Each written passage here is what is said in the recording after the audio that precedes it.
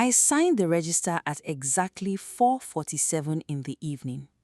By midnight, I was standing in a hotel room holding a photograph that told me I had just married the father of the only man I had ever truly loved. If you think you know where this story is going, you don't. Stay with me till the end, because the man I thought was saving my life was actually finishing what he started 15 years ago.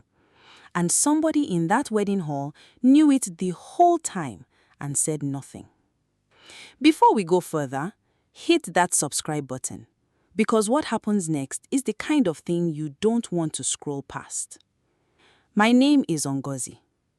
3 months ago, I was just a girl trying to keep a tailoring shop alive in a Face Me, I Face You compound in Ajegunle, sewing wedding gowns for other people while my own life was falling apart in slow motion. My mother, Mama Beatrice, had been sick for almost a year. Her kidneys were failing, and every week the hospital bill grew bigger than the week before. I was the last child, the only one still in Lagos, the only one with hands free enough to carry the weight. My elder brothers had their own families, their own struggles, their own excuses. So the burden landed on me, and I carried it the way water sinks a stone, quietly, and not for long before it pulls you down too. My sewing machine was older than some of my customers. It groaned every time I touched the pedal, and twice a week it would simply stop mid-stitch, like it was tired of pretending to work.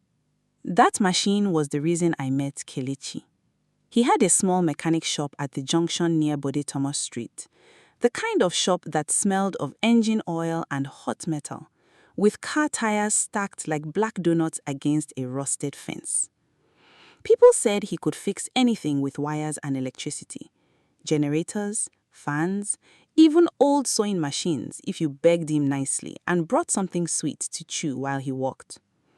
The first time I pushed my machine to him on a wheelbarrow, sweating, embarrassed, he didn't laugh at me. He just looked at the machine, looked at me and said, "Madam, this one needs more than repair. It needs prayer." Then he smiled, and something in my chest shifted that I did not ask permission for. Kelechi was not like the men who hung around the junction shouting at women passing by. He was quiet in a way that made you want to know what he was quiet about. He fixed my machine that day for almost nothing, and when I tried to pay him extra, he refused, saying, "Pay me when your business succeeds. I'm investing." I laughed. He didn't. He meant it. Over the following weeks, I found more reasons to walk past his shop than I'd like to admit. Sometimes I brought him roasted corn. Sometimes he walked me partway home after dark, never asking for anything, never pushing.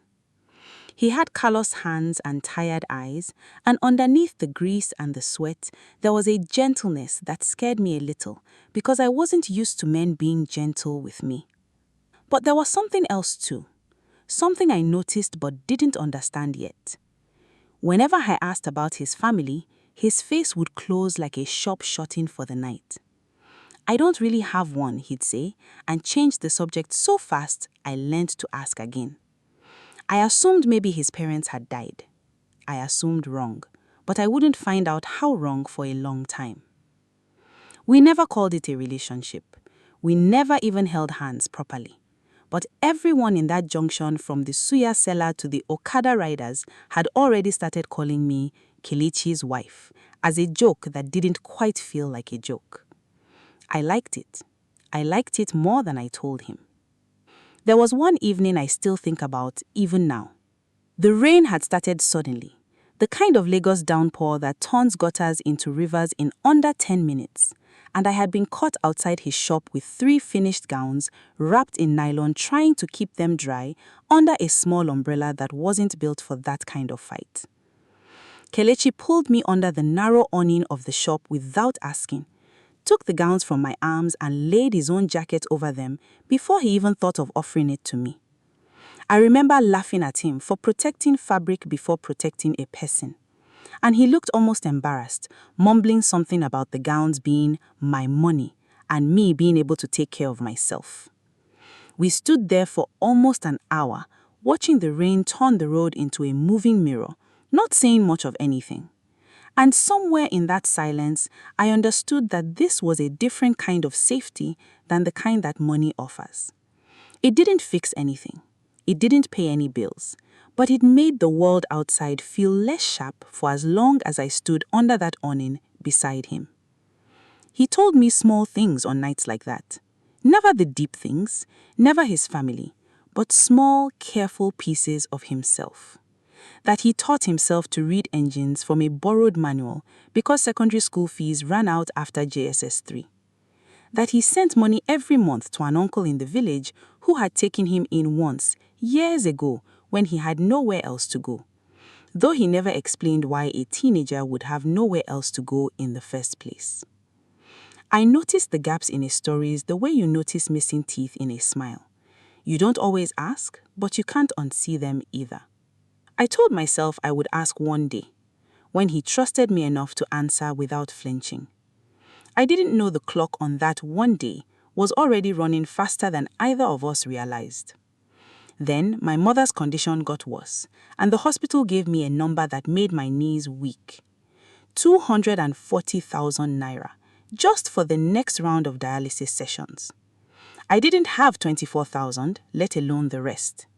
I went home that night and cried into a wrapper so my mother wouldn't hear me, because if she heard me, she would blame herself, and I couldn't add that weight to what she was already carrying in her failing body.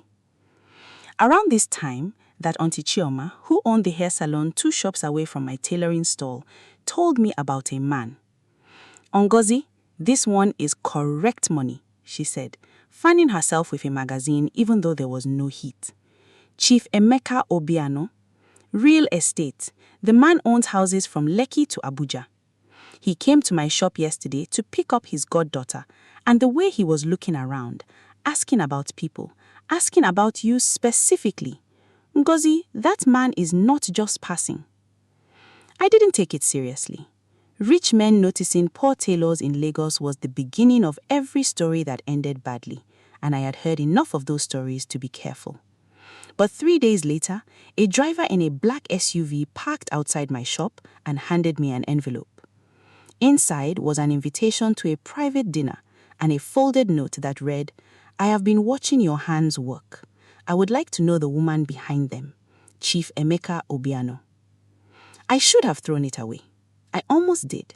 But 240,000 naira was sitting in my chest like a stone. And my mother's face when the doctor mentioned dialysis was sitting right beside it. And somewhere in that mixture of fear and exhaustion, I told myself, one dinner, just to see.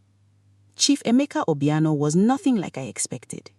He was maybe 55, 58, with silver threading through his hair in a way that made him look distinguished rather than old. He spoke softly, the way powerful men do when they no longer need to shout to be heard. He asked about my mother before he asked about anything else. And when I mentioned the hospital bills, his face changed, not with pity, which I would have rejected, but with something that looked in that moment like understanding. "I lost someone to illness too," he said quietly, looking at his wine glass instead of at me. "I know what it does to a family when the money isn't there fast enough." Then he looked up and said something I would replay in my head for weeks afterward. "I don't believe good people should suffer because life is unfair. I have more than I need, Ngozi. Let me help." That night, he transferred 300,000 naira into an account he had opened for me without me ever agreeing to anything. My mother started her dialysis the next morning. I told myself it was a loan. I told myself a lot of things. Over the next month, Chief Emeka became a fixture in my life the way rain becomes a fixture in July. Sudden, persistent, impossible to avoid. He sent a car to take my mother to her appointments. He paid off the debt at the local provision store that had been silently following me for 2 years. He didn't ask me to stop seeing other people because, in his mind, I think, there was no one else worth mentioning. He didn't know about Kelechi, or maybe he did. I didn't think to wonder, not then. Chief Emeka was patient in a way that should have warned me, looking back. He never rushed me towards anything, never asked for anything physical, never even raised his voice. He simply kept appearing, kept providing, kept making himself useful in places where the absence of help had hurt the most. When my landlord threatened to increase the rent on our flat, the increase mysteriously vanished within a week. When my younger brother's school in the village fell behind on his building project, a delivery of cement and roofing sheets arrived with no name attached, though I knew, even then, exactly whose hand was behind it.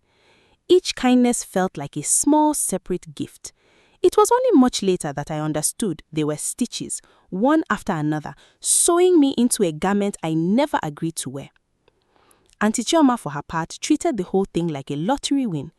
Ngozi, some women pray their whole life for a man like this and nothing comes, she would say, braiding hair with one hand and waving the other for emphasis.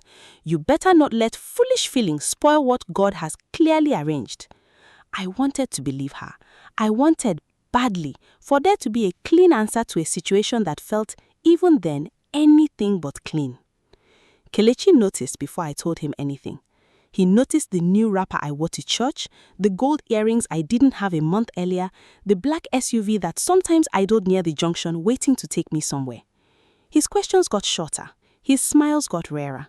One evening, fixing a generator that didn't need much fixing, he asked without looking up from the wires, "Are you seeing someone, Ngozi?" I should have told him the whole truth right there. Instead, I said, "It's not what you think," which is the kind of answer people give when it is exactly what the other person thinks. He nodded slowly, wiped his hands on a rag and said, "Okay." Just that, okay. And something between us cracked quietly, like glass cracks before it shatters. You don't hear it happen, you only notice later that the whole thing is broken. 3 weeks after that, Chief Emeka proposed to me in front of my mother, in our own small parlor, with a ring that cost more than every item we owned combined. My mother cried, not because she was happy, though she said she was, but because she understood, the way mothers understand things daughters pretend not to see, that I was agreeing for her sake more than my own. I said yes. The word left my mouth before I had fully decided to say it, the way words sometimes escape when fear has been driving the conversation longer than love has. That same week, something small happened that I dismissed at the time and have replayed 100 times since. Chief Emeka took a phone call in his car while dropping me home and stepped out to take it privately, the way men do when a conversation is not meant for the woman beside them. Through the half-open window, I heard only fragments. To handle it before the wedding, he doesn't need to know anything. I've waited 15 years. Doris, a few more weeks won't kill anyone. I asked him about it when he returned to the car, and he waved it away with the easy confidence of a man who had spent decades making inconvenient questions disappear.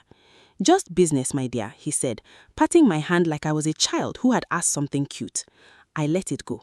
I had so many other things demanding my attention that week. Fabric for my own gown, my mother's medication schedule, the guest list Doris insisted on controlling entirely herself.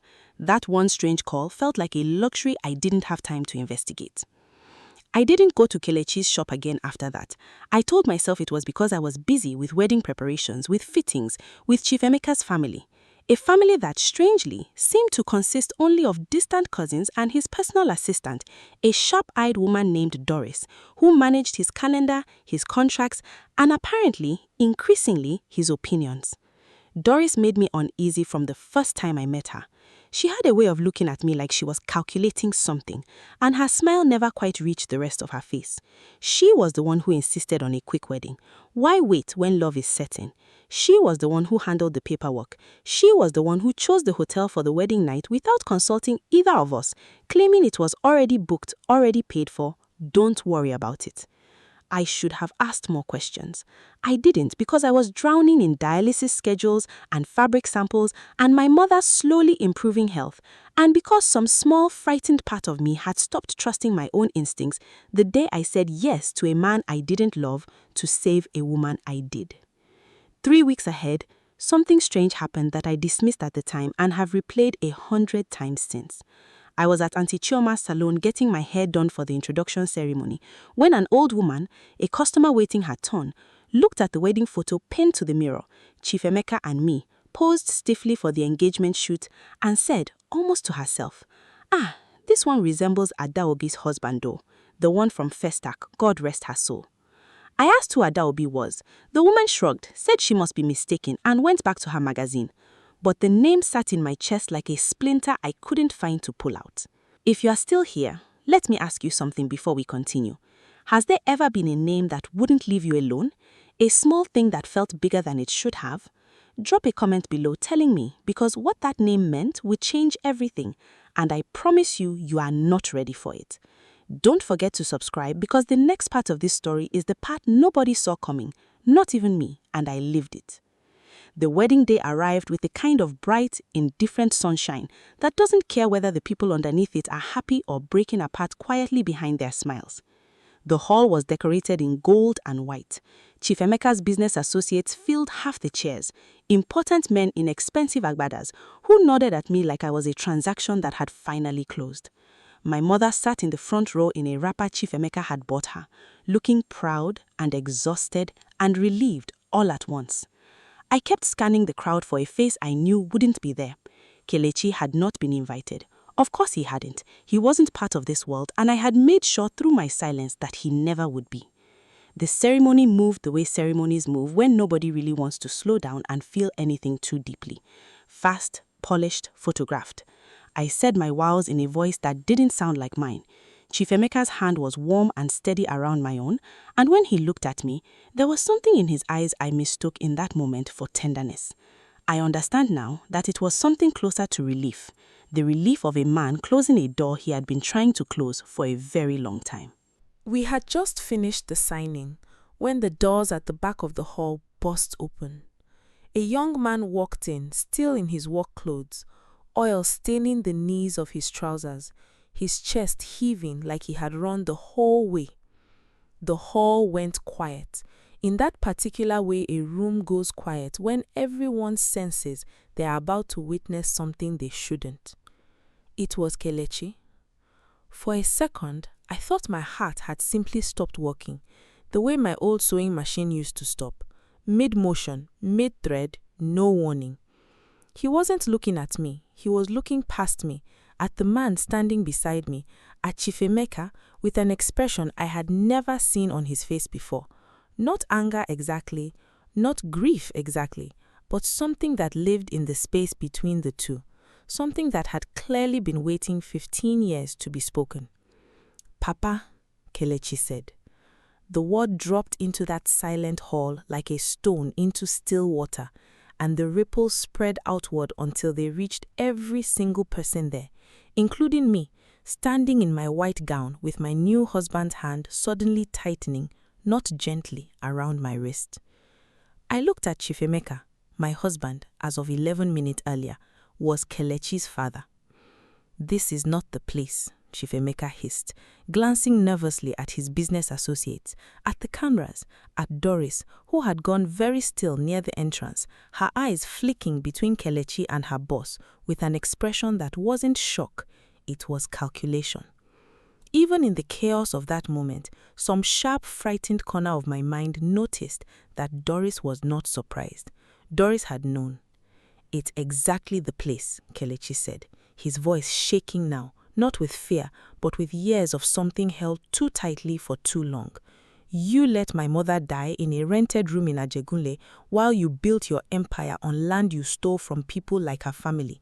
You changed your number, you changed your address, you let me grow up thinking I had no father, when all the time you were less than 40 minutes away, living like a king. He finally turned to me, and his eyes, when they met mine, were full of a pain I hadn't known I had any part in causing, but I had. Ngozi, did you know? Tell me you didn't know. I didn't, I said, and my voice came out smaller than I had ever heard it. Kelechi, I swear I didn't know. Chief Emeka tried to take control of the room, the way powerful men try to take control of rooms that had stopped obeying them. Everybody, please, this is a family matter. Let us. A family matter, Kelechi repeated, laughing without any humor in it at all. Now you are family. Interesting. For 15 years, I wasn't family enough for a phone call, but now that you are embarrassed in front of your business friends, suddenly you are family. He pulled a folded sheaf of papers from inside his shirt, slightly crumpled from being carried close to his chest, and held them up. I found these in Mama's old box after she died. Land documents, letters from the community in Festac begging you not to demolish their houses, offering to buy time, offering to pay whatever you wanted. You took the land anyway. You used my mother's family connections to get access to that community, and then you bulldozed it the week after she found out she was sick. Like the stress of watching her own people lose everything wasn't part of what killed her. The hall had gone completely silent now, except for the rustle of 300 people no longer pretending not to listen. I want you to sit with this for a moment, because I had to. I was standing in a white gown, 11 minutes married, discovering that my husband had a son my age that I had fallen in love with months before either of us knew who the other really was. And that wasn't even the worst part of what was coming. If this story gripped you the way it gripped me standing in that hall, make sure you are subscribed, because the next reveal is the one that changed who I trusted in that room completely. Doris finally moved, stepping forward with the brisk efficiency of someone trying to manage a crisis before it managed her. "Chief, perhaps we should take this conversation somewhere private," she said, but her eyes were not on Chief Emeka. They were on the documents in Kelechi's hand, and for one unguarded second, I saw real fear there. Kelechi caught it too.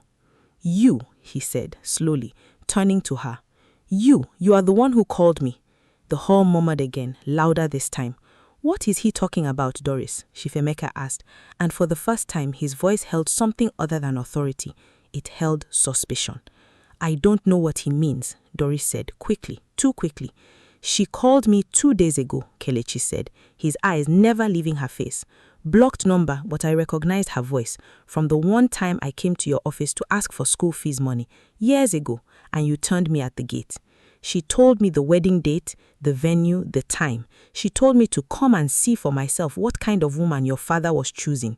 I almost didn't come. I told myself it wasn't my business who you married, but something told me to check the bride's name first. Ngozi, from the junction. My Ngozi Odifa?" His voice broke slightly on those last 2 words, and somewhere behind me, I heard my mother gasp. I turned to look at Doris fully now, and the room turned with me, 300 pairs of eyes swinging like a single searchlight onto a woman who had suddenly become very interested in the floor. "Why would you do that?" Chief Emeka demanded, stepping toward her. "Why would you call my son? Why would you bring him here today of all days?" Doris's composure finally cracked, and what came out from underneath it was not regret, it was anger. "Because you were about to make me disappear, Emeka," she spat, abandoning every pretense of professional distance. 15 years I have managed your accounts, your properties, your secrets. 15 years I kept your business clean while you played the respectable chief in public. And the moment you decided to marry a small village girl half your age, your lawyer started asking me strange questions about the company accounts. You are going to give her everything and push me out like I was nothing. I built half of what you have, and I was not going to let her, Doris, jab the finger toward me, walk away with a lifetime of work that I did." I felt sick. Genuinely, physically sick. The kind of sickness that has nowhere good to land in your stomach. I hadn't just married into a family with old buried tragedy. I had married into a war I didn't know was being fought, with weapons made of land documents and bank statements and 15 years of silence, and I was being used by every single person in that room as a piece on a board I never agreed to play. "There's something else," Doris said, and her voice had gone cold now, deliberate, the voice of a woman who had decided that if she was going down, she wasn't going down alone. "Ask your new husband, Ngozi, about Patience." The room somehow found a deeper silence than before. Chief Emeka's jaw tightened. "Doris, that's enough." "Who is Patience?" I asked. And my voice didn't even sound like a question. It sounded like a verdict waiting to be confirmed. "Patience Obiano," Doris said, watching my face carefully, almost gently now, like she had decided in the last possible moment to actually be honest with me, even if her reasons were not pure. His wife, his actual wife Ngozi, they never divorced. She lives in London with her 2 daughters. He told her he was traveling for business this month. He never told her he was getting married again. I don't remember deciding to step backward. but I remember the cold marble floor under my heel as I did, and the way the room seemed to recede from me like water pulling back before a wave. I was not a wife. I was not even legally anything at all. I was a woman in a white gown standing beside a man who had committed bigamy in front of 300 witnesses, married to a son he had abandoned, in love. God help me, even then, even in that moment, some stubborn, foolish part of me still loved him, the very man standing in the doorway accusing his father of everything. Chief Emeka did not deny it.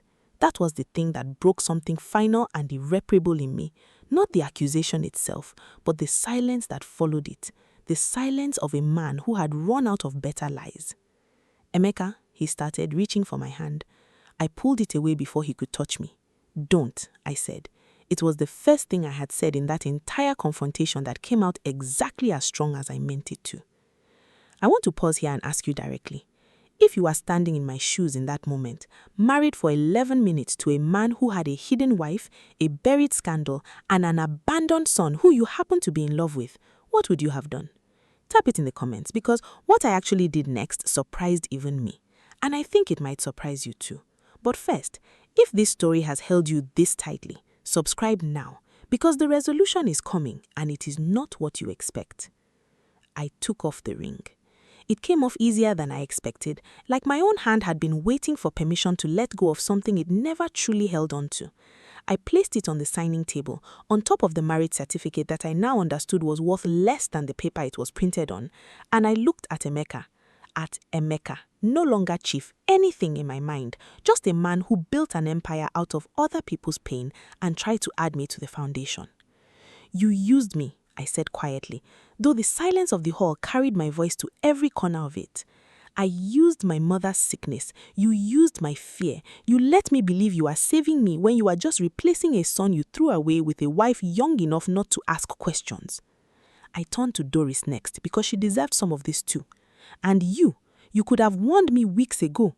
You let me walk into this because it was useful to you, not because you cared what happened to me. Doris had the dignity at least to look away. I turned finally to Kelechi, and the entire hall seemed to hold its breath along with me. I'm sorry, I said, and my voice cracked properly now, all the strength I had borrowed to get through the last 5 minutes finally running out. I should have told you about him weeks ago. I should have trusted you with the truth instead of disappearing. I didn't know who he was to you. I swear before God, I didn't know. Kelechi looked at me for a long moment, his jaw walking, his eyes wet in a way he was clearly fighting not to let fall. I believe you, he said finally, but I can't do this here. Not today. Not like this. He turned and walked out of that hall, and I understood watching him go that believing me and forgiving me were two different doors, and he had only opened one of them. The next hours blurred into something I can only describe now in fragments. My mother, gripping my arm so tightly that it left marks, asking the air itself why God had allowed this. Chief Emeka's business associates filing out of the hall in a slow, embarrassed procession, already I imagine calling their own associates with the news. A lawyer Doris had apparently summoned without anyone's permission, explaining in a flat professional voice that the marriage was void from the moment the ink dried, since Chief Emeka was still legally bound to a wife in London, and that as far as the law was concerned, I had walked into that hall single and I would walk out of it the same way. There was no wedding night, not in any sense that hotel room had been booked for. I went home with my mother that evening, still in my gown, and I sat on the edge of my old bed in our small flat and cried in a way I hadn't let myself cry in months, not for the marriage, which I had never wanted in the way a bride should want her wedding, but for the version of myself who had been so frightened and so tired that she let a man's money decide her future for her. In the weeks that followed, the story of Chief Emeka Obiano's collapsed wedding became the kind of gossip that travels faster than fire in a dry season. The truth came out in pieces, the way truth often does once the first lie finally cracks open. Doris was arrested not for the call she made to Kelechi, but for the years of falsified company accounts that the lawyer's questions had finally exposed.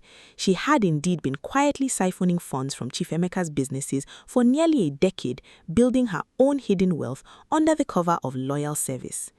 Patience, the wife in London, returned to Lagos with her daughters and a team of lawyers, and what remained of Chief Emeka's empire began slowly and publicly to be dismantled by the very legal system he once used to take land from people who couldn't fight back. I didn't see Kelechi for almost a month. I went back to my sewing machine, back to my small stall, back to the life I had been trying to escape through a door that turned out to be a trap. My mother's dialysis strangely continued uninterrupted.